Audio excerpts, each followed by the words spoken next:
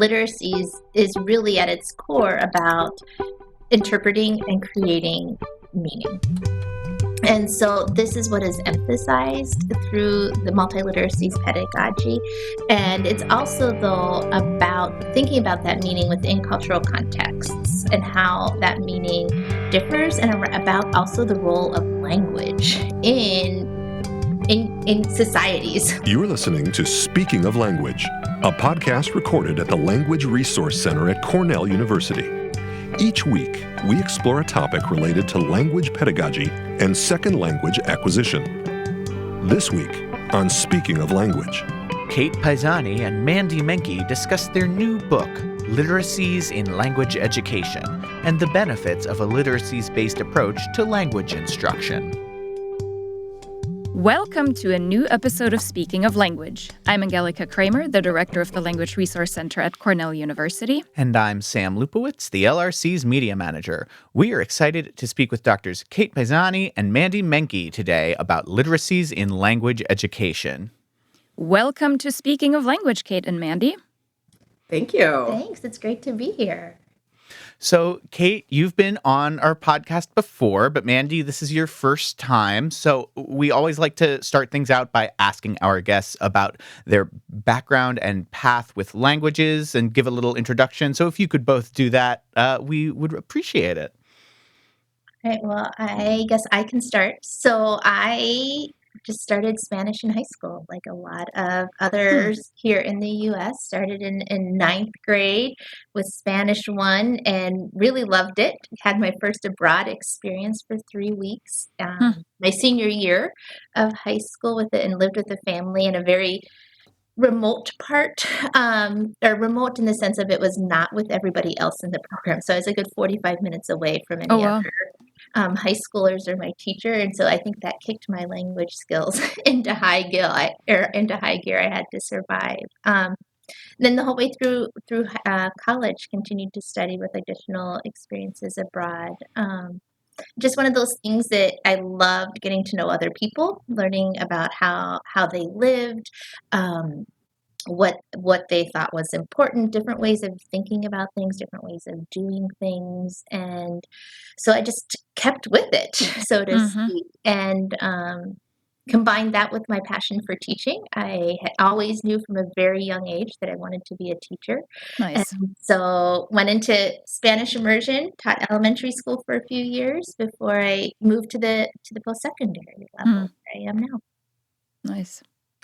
Yeah, and it's interesting. I didn't know Mandy's story about going abroad in high school, and I was listening to her thinking, we had such similar experiences, and then it fell apart after that. So my experience wasn't the same as hers following the study abroad experience in high school. I feel like I kind of fell into languages, that languages chose me rather than me choosing languages. I was always good at French, and so it came easily to me. I wasn't a very serious student in college my first couple of years, and so I was doing well in French, and so I thought, I'll become a French major because I'm getting good grades in those classes. And then I decided, well, maybe I want to be a teacher, but I'm not sure. So I went to graduate school to get a master's degree, and then went to France for a year and taught in a high school and hated it. And I realized I didn't want to be a high school teacher, that I wanted to go back to school. And so I got a PhD and thought, well, I'll probably just get a teaching job. I don't really like research very much. And then I got a job at an R1 university and sort of had to become a researcher. And I sort of fell in love with research after I was forced to do it to be able to keep my job. And so I feel like now, being at Carla and at the University of Minnesota, I'm able to bring together my love of language, my love of teaching at the post-secondary level, and my love of research by sort of having this practice-oriented approach to everything that I do. Well, and thank goodness you were forced to do research and actually forced to publish, because one thing we want to talk about today is the book that the two of you co-authored together, titled Literacies in Language Education, A Guide for Teachers and Teacher Educators. So this book was just released last month. Congratulations. Woohoo! Thank you. This is where we need sound effects. Yeah, Sam, you got to work on that. Seriously. So your book gives language educators a very practical approach for designing and implementing a literacies-oriented language curriculum. This will ultimately help learners increase their proficiency and their cultural awareness. Can you please recap for our listeners what a literacies approach is and what its benefits are? Yeah, so I do want to say, regarding the book, just so listeners know that we wrote this with practitioners in mind. So I know that some of the literature on multiliteracies pedagogy and literacies orientation can be a little bit theoretical. Mm-hmm. And so we wanted to fill a gap that we perceived there being in the Yeah. research out there. So we really wrote this for teachers and for teacher educators. So I do want to highlight that. In terms of what a literacies orientation is, I think the easiest way to think about it is that it's an approach that prioritizes the interpretation and creation of target language texts. And so, really, what the approach tries to do is to allow learners to see how target language texts, including literature, but also infographics, Mm-hmm. podcasts, film clips,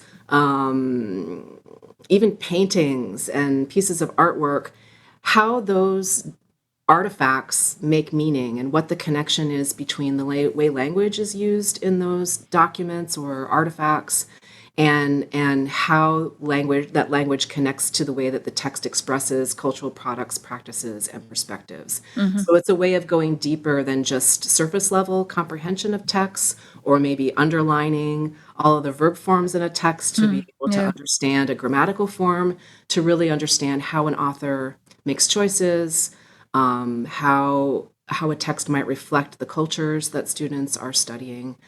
In terms of benefits, there's lots of research in second language acquisition and language pedagogy that points to benefits in terms of students' proficiency development Mm-hmm. across interpretive, interpersonal, and presentational modes. The research also points to increased syntactic complexity, meaning that students can use more and more complex grammatical structures the longer that they do this kind of work with target Mm-hmm. language texts. They can increase the number of turns that they take in conversations, so they're much more productive speakers. And there's also research suggesting that this approach increases students' cultural knowledge as well as their ability to think critically about Mm. that cultural knowledge. Nice. So, how would you say multiliteracies pedagogy relates to the concept of literacies? Right, I think we have to step back and think about what literacies is, just a minute. And as we think about that, literacies is really at its core about interpreting and creating meaning. And so this is what is emphasized through the multiliteracies pedagogy. And it's also though about thinking about that meaning within cultural contexts and how that meaning differs, and about also the role of language in societies. What role does Mm-hmm. language play more broadly? It's not just about maintaining interpersonal relationships, although that is a piece of it. It's also about maintaining power. And in different cases, it is about positioning people. It's about sharing ideas, and how do we use language to do all those different things. So it's taking that step back and thinking about language and culture, I think, just in a more critical way, and developing the linguistic knowledge, their sociocultural knowledge, and also Mm-hmm. that cognitive dimension. So that's, I think, what we get excited about with this, is how with multiliteracies it's really an integrated approach. It's not just any one of these different aspects, but that it really allows you to bring all of those components together at different moments and build one off of Mm-hmm. the other. Yeah. And just to add to that too, I mean, there is actually a specific pedagogy that we Mm-hmm. outline in the book. So we talk about 4 different activity types, also Mm-hmm. called knowledge processes, that underscore the different types of learning that students can engage in around target language texts. So these are called experiencing, conceptualizing, analyzing, and applying. And in the book, we have one chapter devoted to each of those different knowledge processes with lots of examples for how teachers can put these sort of more theoretical ideas that Mandy and I have been talking about into practice in the classroom through the different types of activities that they structure around target language texts. Mm-hmm. So speaking of the classroom, what does this approach actually look like day to day? Especially, I think it's very easy to think about how you can use different types of texts and have your students reflect when they're at more advanced levels. But what does this look like in particular at the elementary level? Mm-hmm. So I think the first thing is you have to just think about what type of text the students are interacting with, what you're Mm-hmm. going to do at an upper level. You're going to use different types of texts than you might use at a beginning or elementary level. So you might rely on texts that have more images, right, to support Mm-hmm. the language. You might rely on texts that use familiar genres.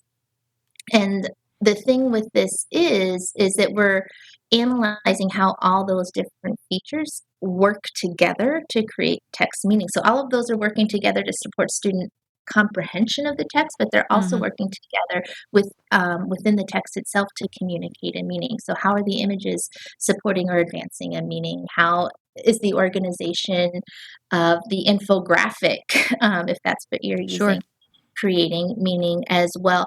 And so I think that's the first piece is text selection. And Kate referenced this in that first answer around, it doesn't always have to be a literary text when we Of use course. that Mm-hmm. word Yep. text. It can be a conversation too. You can look at an interview.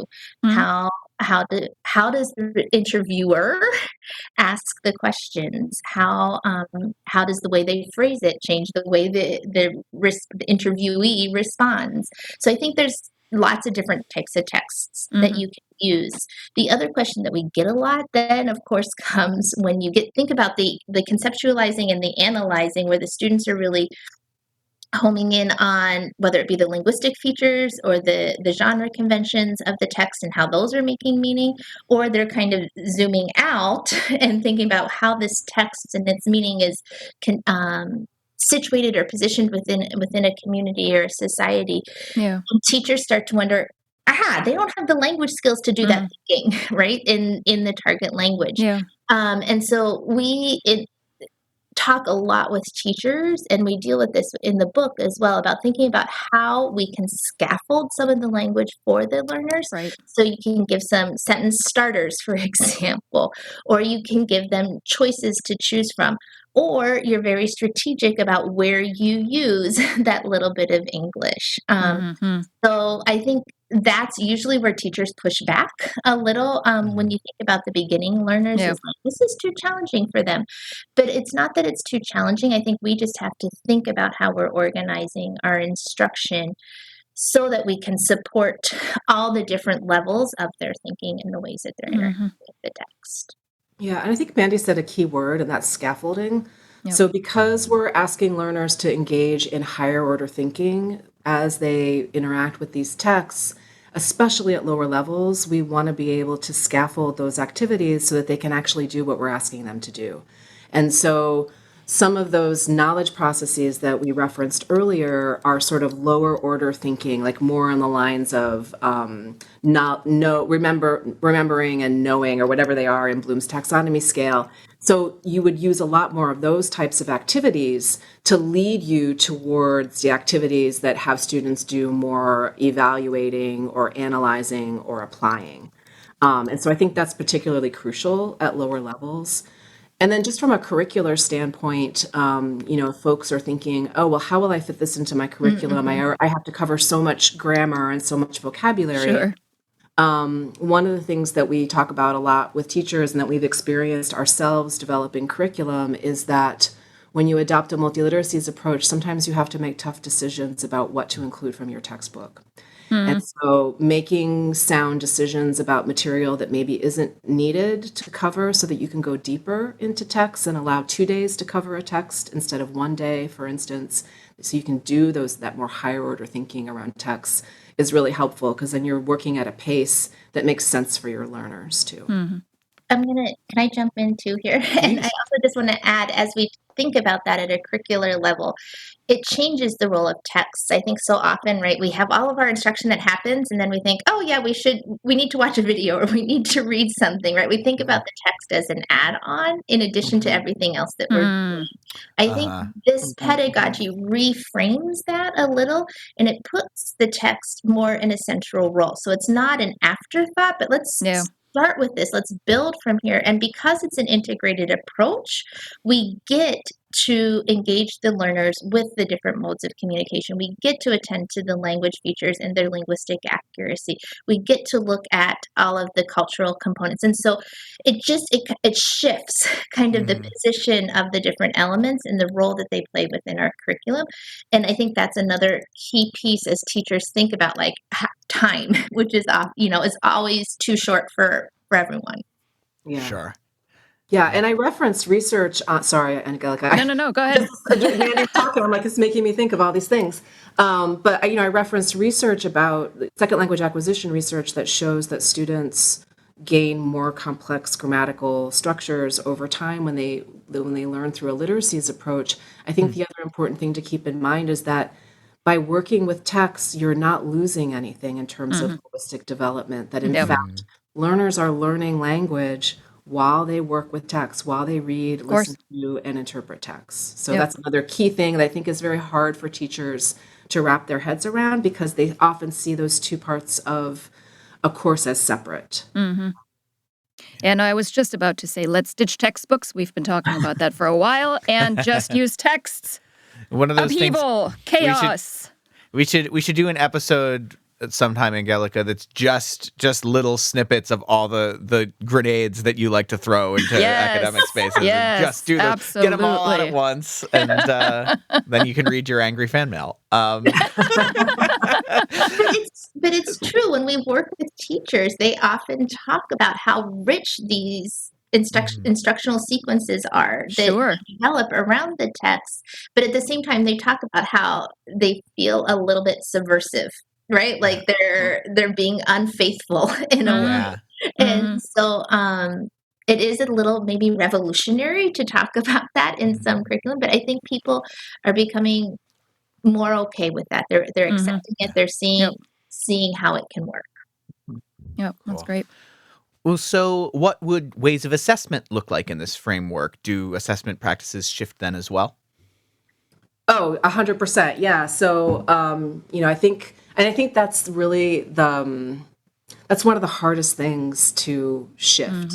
And Mandy can maybe talk about that in relation to what's happened in her Spanish curriculum here at the University of Minnesota. But, when you're working in a multiliteracies approach, you're really thinking more about performance-based assessment than sort of accuracy-based assessment, right? So when I was a language program director many years ago and we adopted a multiliteracies orientation, we sort of combined multiliteracies and communicative language teaching.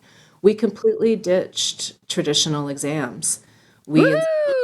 Yeah, sorry. Right? No, 100. I agree. It was really hard for the instructors. They were reticent, but they finally bought into it.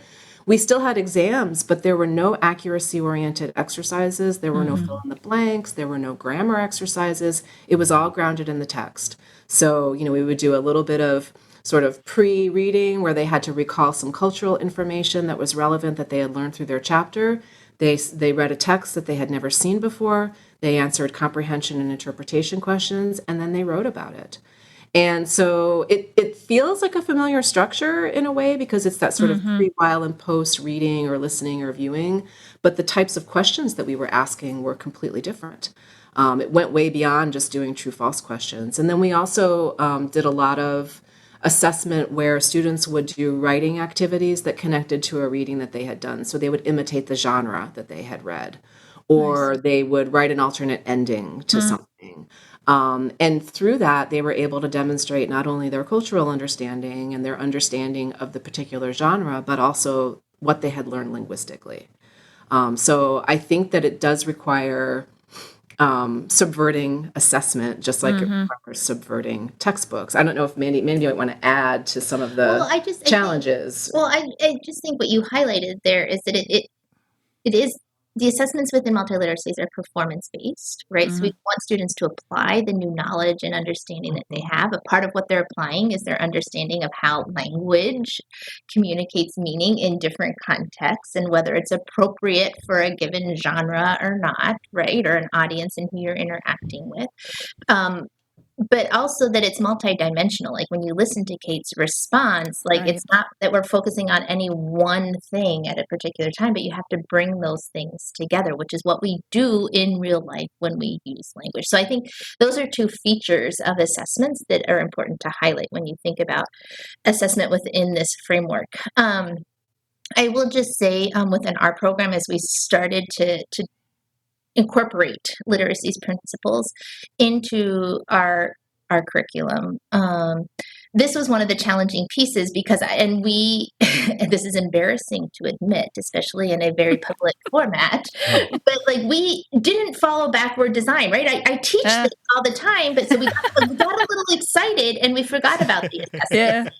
And so right, we knew what our objectives are and we designed the instruction, but then our assessment didn't match. And so what happened is our instructors really pushed back hard and they fully embraced the new objectives and the instruction because they would say to me, but Mandy, they still have to do X, Y, and Z in this assessment. And so if the assessment, right, if those three pieces aren't in alignment, it's not going to work, whether it be on the student side of things or on the instructor side of things. And so making sure that your assessments align with what your objectives are, and that you have those ready to go when you roll something new out is really important. I think that was our big lesson. And so we too, it's been a process and we're still very much in that process, but we have scaled back the importance, the weight that are given to what might be considered more traditional exams so that there are much more performance-based assessments where students are applying their new knowledge and understanding to new texts or to creating new texts. And instructors, I will say it took them about a year to kind of to see like, okay, yeah, we still are doing this or to feel okay with it, but they are on board now. So I think you have to give people time. You have to give yourself as a teacher time to try something new, to perfect it before you just throw it out because it didn't feel good. Yep. Well, while we're at it, throwing out textbooks, we'll also throw out grading and grades altogether, right? And really just look at how students increase in their proficiency and improve their performance. I like it. Focus on the learning. Here comes more emails to your inbox. And Yes.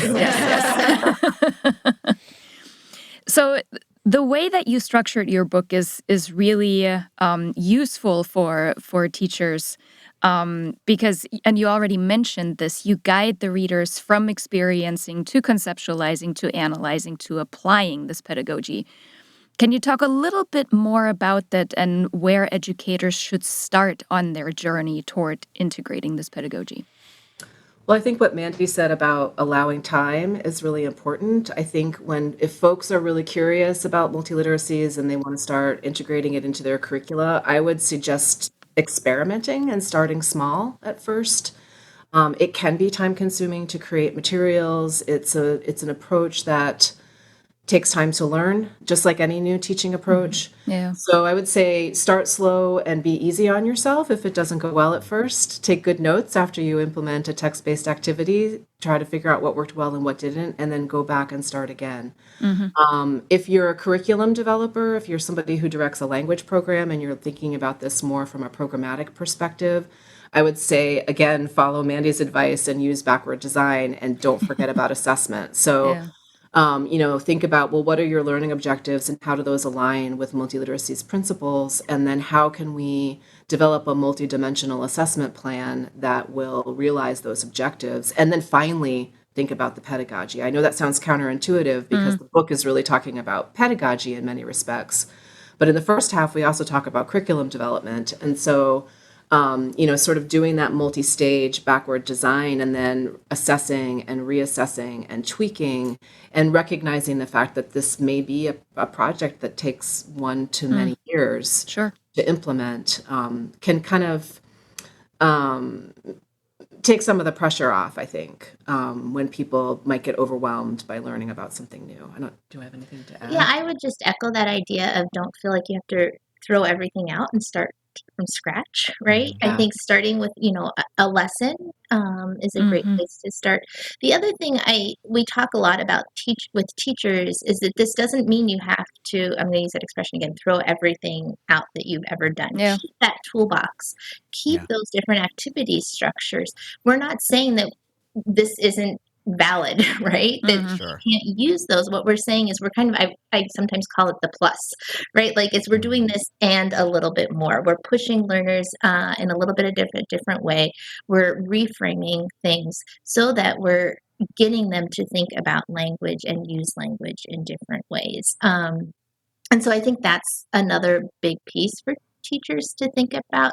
And we highlight that, I think, in the book as well. We show where different activity structures like an infogap that they might be familiar with, how that Yeah. can, where you could use that within a multiliteracies approach. The other thing I might encourage teachers to do is find a teaching buddy, Mm. someone that you can work with. As we've Yeah. continued to work with teachers, Mm. that the importance of community and learning in community has really been evident. It's been very clear to us through the different projects that we've done that having someone to bounce ideas off of, having Yeah. someone to work with, and to compare understandings, it really advances what teachers do. It also makes them feel like part of something bigger so that they're not feeling like they're doing this on their own in an Yeah. isolated way. And I think that's really important for our colleagues who are either in small programs or the only language teacher at their school, Definitely. is to find someone,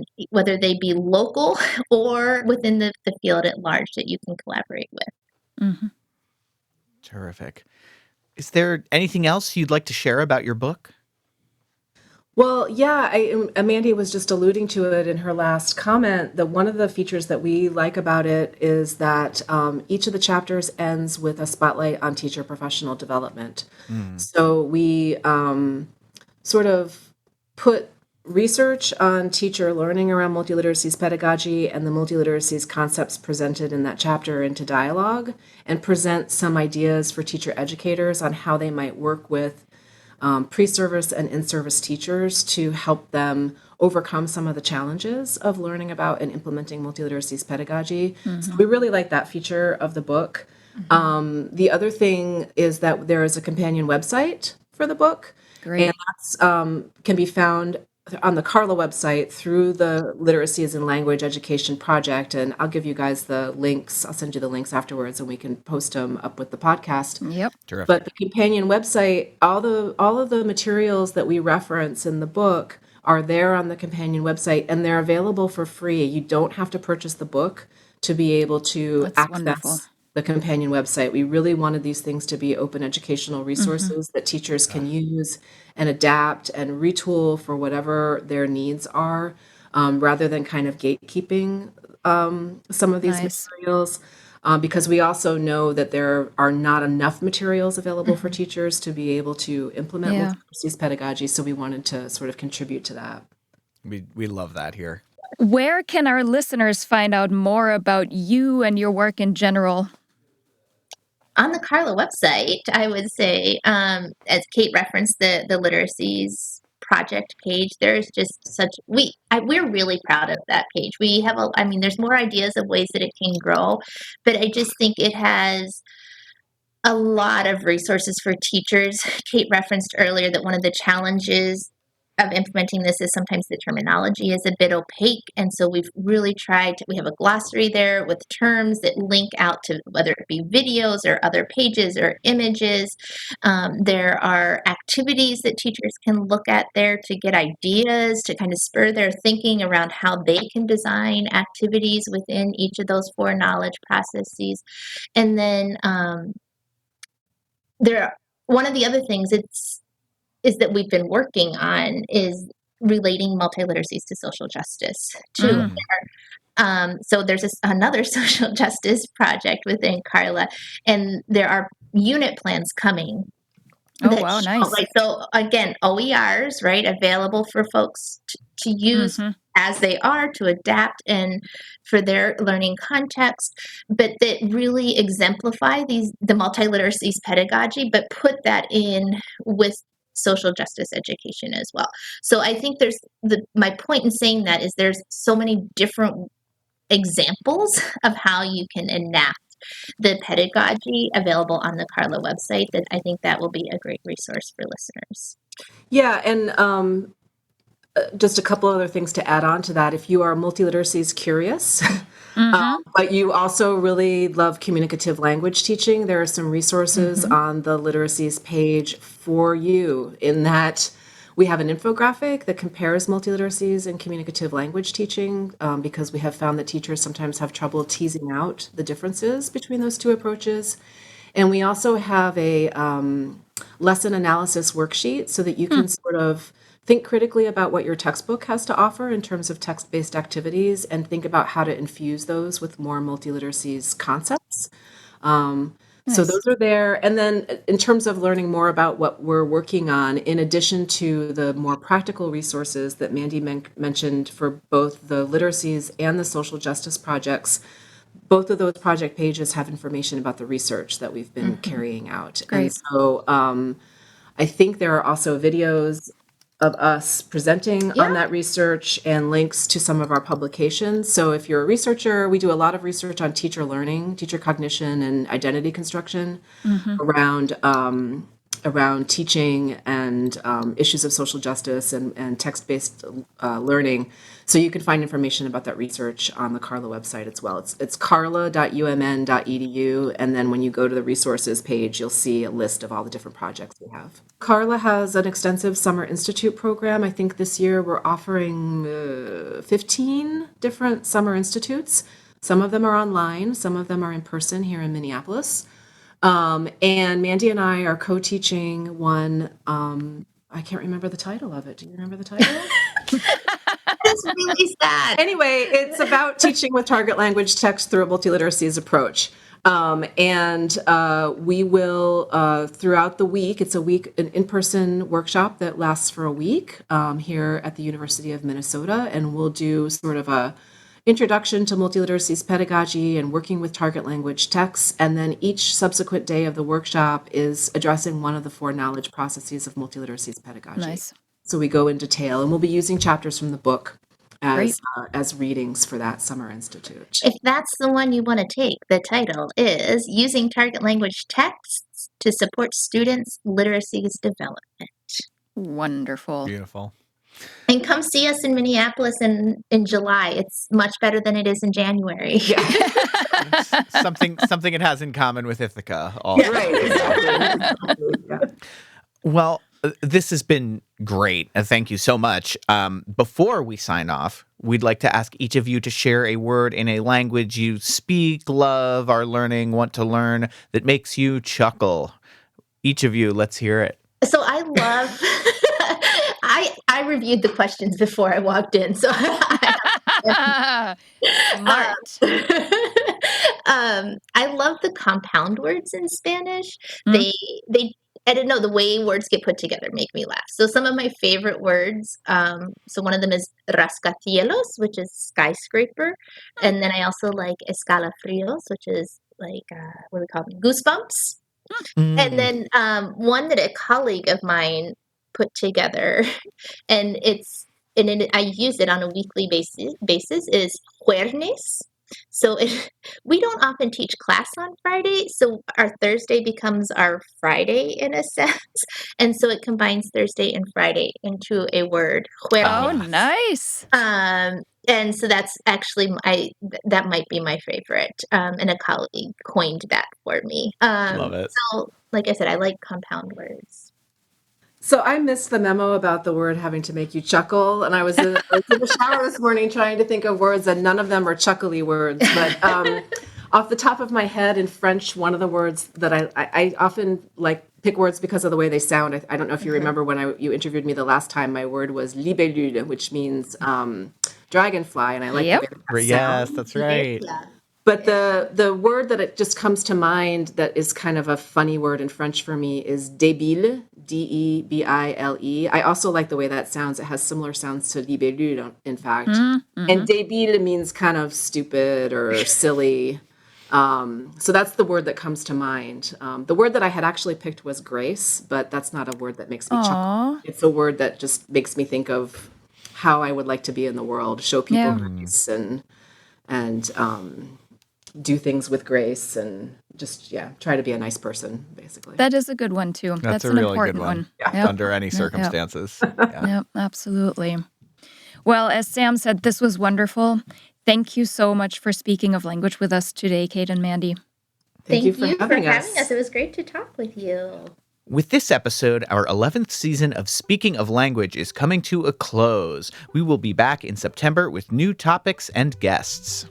In the meantime, you can listen to our archived shows on our website at lrc.cornell.edu, on Apple or Google Podcasts, or wherever you get your podcasts. We wish you a great and happy summer, and we hope you tune back in this fall. Until then, Auf Wiederhören! The Language Resource Center is located on the ground floor of Stimson Hall on Cornell's main campus in Ithaca, New York. Check us out on the web at lrc.cornell.edu. or follow Cornell LRC on Facebook, Twitter, and Instagram. Speaking of Language is produced by Angelica Kramer and Sam Lupowitz. Recorded by Sam Lupowitz. Original music by Sam Lupowitz, Dan Gable, and Joe Gibson. Thanks also to the College of Arts and Sciences at Cornell University. As a reminder, the ideas and opinions expressed on this podcast do not reflect those of the College of Arts and Sciences or any other official entity of Cornell University. We thank our listeners, and do stay tuned for our next episode.